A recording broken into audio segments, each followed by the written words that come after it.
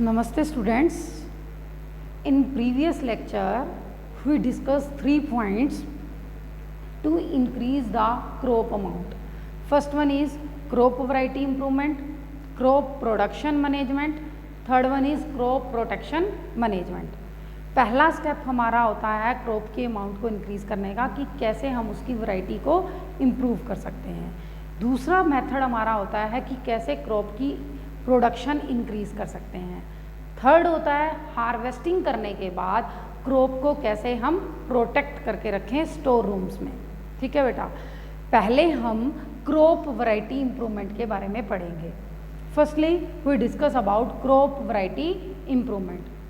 Crop variety improvement is done by plant breeders by breeding process with two crop plants with desirable characteristics like high yield, high quality and they resist the disease. Crop की variety को improve करने के लिए plant breeders breeding process करते हैं और breeding process करने के लिए वो 2 क्रॉप प्लांट को सेलेक्ट करते हैं। उन क्रॉप प्लांट्स को सेलेक्ट करते हैं जिनके अंदर डिज़ायरेबल करेक्टरिस्टिक्स हो। डिज़ायरेबल करेक्टरिस्टिक्स जो हम चाहते हैं, जैसे कि वो डिजीज़ को रेजिस्ट करे। ठीक है, तो मतलब कोई भी पेस्ट उस पर अटैक ना कर पाए, उसको डिजीज़ ना हो पाए। क्लियर है बेटा? उसकी क्वालिटी अच्छी हो। ठीक है, कार्बोहाइड्रेट्स, प्रोटीन, ऑयल क्वालिटी अच्छी हो, वो ज़्यादा अमाउंट में प्रोड्यूस करे प्रोडक्ट, ज़्यादा अमाउंट में प्रोडक्ट प्रोड्यूस करे। इस तरह के प्लांट्स जो जिनके अंदर ये क्वालिटीज़ होती हैं उनको हम सेलेक्ट करते हैं for the breeding process. 2 method होते हैं क्रॉप वैरायटी को इम्प्रूव करने के। पहला है हाइब्रिडाइजेशन, सेकेंड है genetically modified crops. First one is hybridization. Hybridization क्या होता है? क्रॉसिंग बिटवीन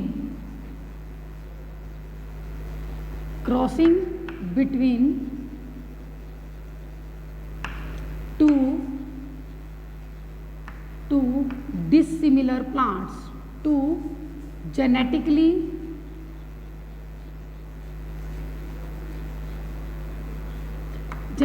का क्या मतलब है कि उसके अलग अलग पेरेंट्स हों। ठीक है, अलग अलग पेरेंट्स हों जिसके जीन्स अलग अलग हों, उन 2 प्लांट्स के बीच में क्रॉसिंग कराना, that is known as hybridization. Crossing between 2 genetically dissimilar plants जो एक जैसे दिखाई ना देते हों, dissimilar plants. Hybridization process 3 ways. First one is intervarietal,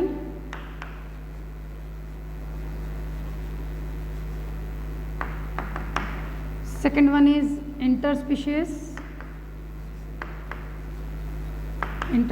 या interspecific, third one is intergeneric.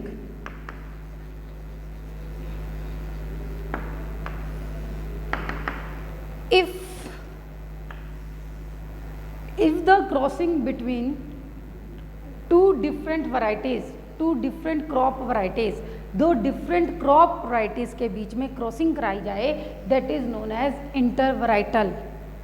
2 different species के बीच के क्रॉप प्लांट के अंदर क्रॉसिंग कराई जाए, interspecific.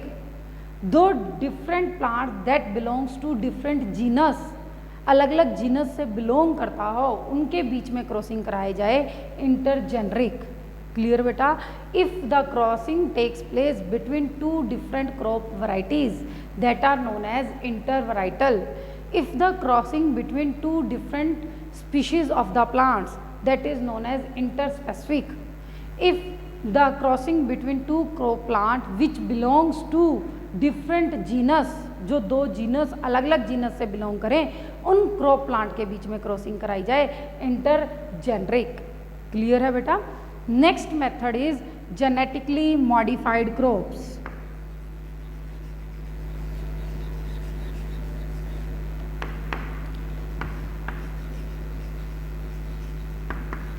Modified crops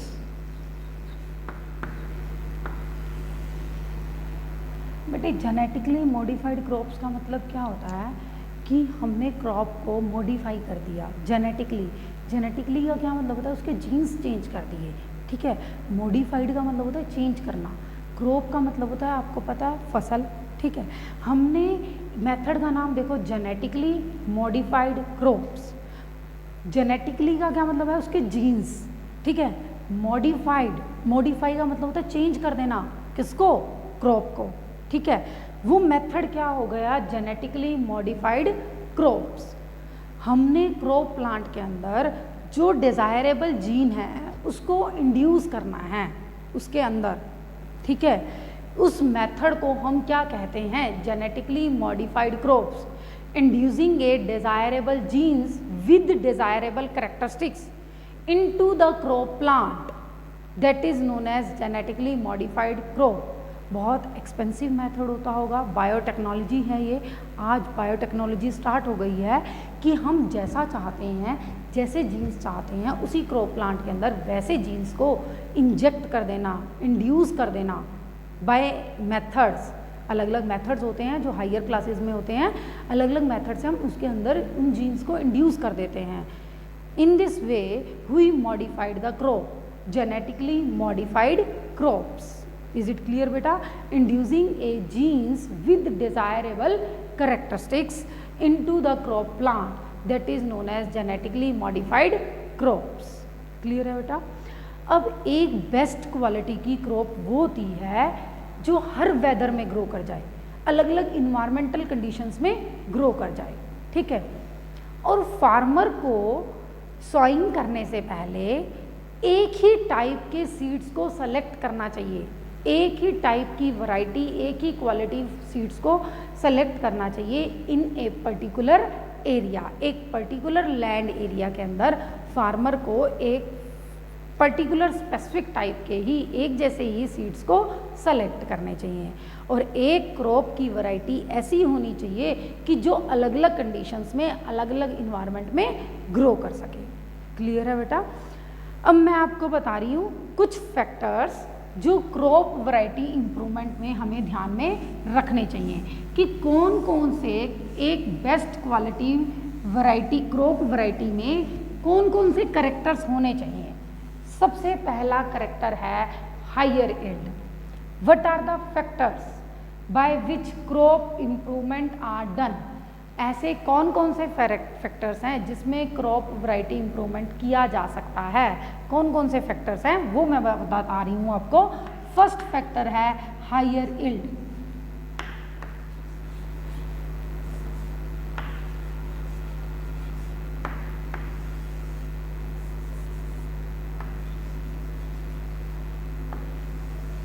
higher yield ऐसी क्रॉप वैरायटी होनी चाहिए, दे इंक्रीज द प्रोडक्शन पर एकड़ land area to increase the yield पर एकड़ लैंड एरिया। क्लियर बेटा? Higher yield. Is it clear बेटा? Second point is improved quality. Improved quality,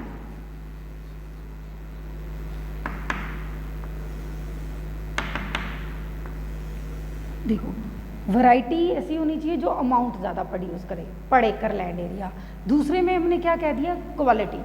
her crop की क्वालिटी अलग अलग होती है। जैसे पल्सेस हैं उसमें प्रोटीन की क्वालिटी ज़्यादा होती है, सीरियल्स हैं उनके अंदर कार्बोहाइड्रेट्स की क्वालिटी ज़्यादा होती है, ऑयल सीड्स हैं उनके अंदर फैट्स की क्वालिटी ज़्यादा होती है। So the quality vary crop to crop. जो क्वालिटी है वो चेंजेबल होती है crop to crop, vary crop to crop.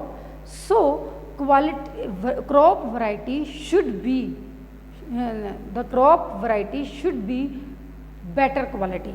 Like cereals have a carbohydrates quality, pulses have a protein quality, oil have a fats quality, and vegetables and fruits have a preservative like vitamins and minerals वो होने बहुत ज़रूरी हैं। जैसे हमें क्या होता है कि दाल तो बहुत सारी है पर उसके अंदर प्रोटीन की अमाउंट ही बहुत कम है, तो वो अच्छी क्वालिटी मानी ही नहीं जाएगी क्रॉप की, ठीक है। जैसे अब मस्टर्ड है या सनफ्लावर है, यदि हम उसमें से ऑयल निकालने लग जाएं, ऑयल की क्वांटिटी ही बहुत कम प्रोड्यूस हो, तो वो एक अच्छी क्रॉप की वैरायटी नहीं मानी जाएगी। क्रॉप की वैरायटी वही अच्छी होगी जिसके अंदर जिस क्रॉप के लिए वो फेमस है उसकी क्वालिटी उतना अमाउंट प्रोड्यूस करे। जैसे मस्टर्ड है, मस्टर्ड सीड्स ले लेंगे, उसकी वैरायटी तब अच्छी मानी जाएगी जब उसमें से बहुत ज़्यादा अमाउंट में फैट्स निकलेंगे। इज इट क्लियर बेटा? So next one is biotic and abiotic factors. Biotic and abiotic factors.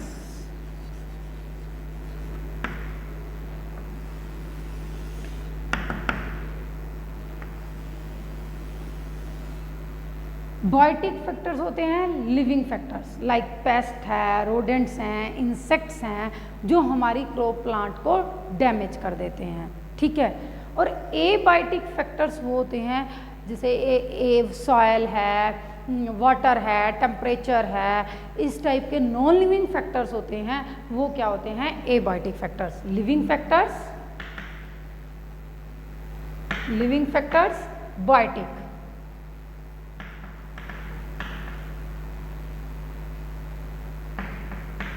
और non living factors abiotic. Biotic कौन से होते हैं? Insect, pest, insects. और एबायोटिक कौन से होते हैं? Air, water, rain, temperature, humidity, ये फैक्टर्स क्या होते हैं? एबायोटिक। और बायोटिक और एबायोटिक फैक्टर्स भी हमारी प्लांट्स की ग्रोथ डेवलपमेंट पे इफेक्ट करते हैं। प्लांट्स की ग्रोथ डेवलपमेंट पे वो क्या करते हैं? इफेक्ट करते हैं। एक क्रॉप की वैरायटी के अंदर बायोटिक एबायोटिक फैक्टर्स को रेजिस्ट करने की एबिलिटी होनी चाहिए। बायोटिक एंड एबायोटिक रेजिस्टेंस भी लिख सकते हैं हम, रेजिस्टेंस, ताकि कि जो लिविंग फैक्टर्स हैं वो हमारी क्रॉप प्लांट पे इफेक्ट ना करें और जो नॉन लिविंग फैक्टर्स हैं वो भी हमारी क्रॉप प्लांट पे इफेक्ट ना कर पाएँ। इस तरह की क्रॉप वैरायटी होनी चाहिए। इज इट क्लियर बेटा? Next one,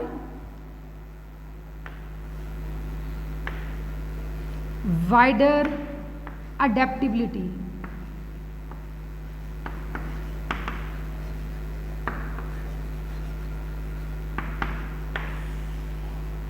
Wider adaptability, it means the crop variety, the seeds should be that are grown in all climatic conditions in different area। ऐसी क्रॉप वैरायटी होनी चाहिए जो अलग अलग एरिया के अंदर अलग अलग इन्वायरमेंटल कंडीशंस में ग्रो कर सके और जैसा इन्वायरमेंट है उसको वो अडेप्ट कर सके। अडेप्ट एक ऐसी कैरेक्टरिस्टिक्स होती है कि जैसा इन्वायरमेंट है उसी इन्वायरमेंट को टॉलरेट कर लेना, सहन कर लेना और लंबे समय तक सर्वाइव करना, that is known as wider adaptability. Wider का क्या मतलब होता है कि बहुत ज़्यादा, ठीक है। अडेप्टिबिलिटी का क्या मतलब होता है कि वैसे ही इन्वायरमेंट के अकॉर्डिंग अडेप्ट हो जाना, वैसे ही उस इन्वायरमेंटल कंडीशन को टॉलरेट कर लेना और वैसे ही अडेप्ट हो जाना, वाइडर अडेप्टिबिलिटी। क्लियर है बेटा? एक क्रॉप की वैरायटी ऐसी होनी चाहिए जो वाइडर अडेप्टिबिलिटी हो कि जैसा इन्वायरमेंटल कंडीशंस मिल रही हैं उस इन्वायरमेंट में वैसे ही सर्वाइव करे और उस इन्वायरमेंटल कंडीशन को वैसे ही टॉलरेट करे। इज इट क्लियर बेटा? Next one, next method, short maturity period.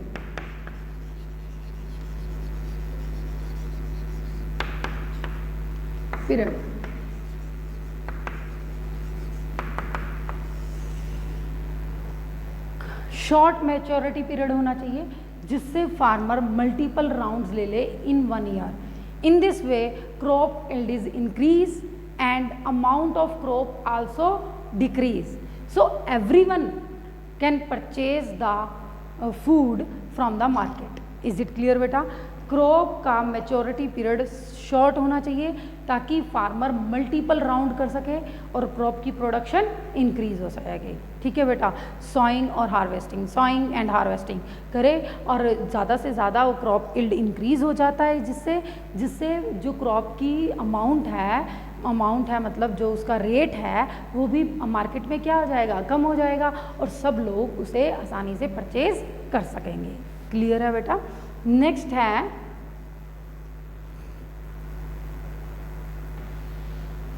Agronomic.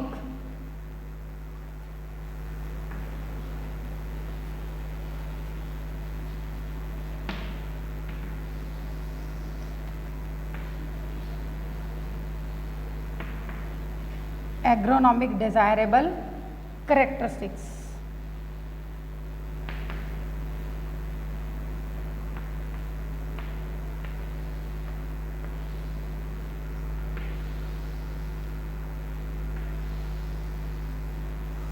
Agronomic desirable characteristics का क्या मतलब है कि जैसा हम चाहते हैं वैसे क्रॉप के अंदर कैरेक्टरिस्टिक्स होने चाहिए। इज इट क्लियर बेटा? Like tallness and dwarfness is a agronomic desirable characteristics for wheat plant and fodder plant. Wheat plant के अंदर ड्राफ्टनेस वैरायटी होनी चाहिए। ड्राफ्टनेस का क्या मतलब है कि ज़्यादा चफ नहीं बना चाहिए। अब हम देखते हैं जो व्हीट की वैरायटी है ना वो स्मॉल है, बहुत छोटी छोटी होती है, उसमें ग्रेन्स ज़्यादा होते हैं, चफ कम होते हैं। यदि वो बड़ी होती तो वो क्या करते, सॉइल के सारे न्यूट्रिएंट्स को ऑब्जॉर्व कर लेती for the formation of chaff. Chaff is a waste material. Is it clear बेटा? और सॉइल की फर्टिलिटी क्या हो जाती, डिक्रीज। इसका मतलब कि जैसा हम चाहते हैं वैसे कैरेक्टरिस्टिक्स होने चाहिए। Like dwarfness character in wheat plant because less nutrients are consumed by soil and more food grains are produced. Is it clear बेटा? Next tallness variety in fodder plant. जो फूडर प्लांट वो होते हैं जो हम चारा एनिमल्स को देते हैं, उनके अंदर बड़ी बड़ी वैरायटी होनी चाहिए ताकि ज़्यादा अमाउंट में वो फूड प्रोड्यूस हो सके और वो हम एनिमल्स को जो फार्म के अंदर एनिमल्स होते हैं उनको हम वो फूड प्रोवाइड कर सकें। इज़ इट क्लियर बेटा? So tallness and dwarfness is two agronomical desirable characteristics. Draftness in wheat. Is it clear beta? Thanks for watching. In next video we discuss about crop production management.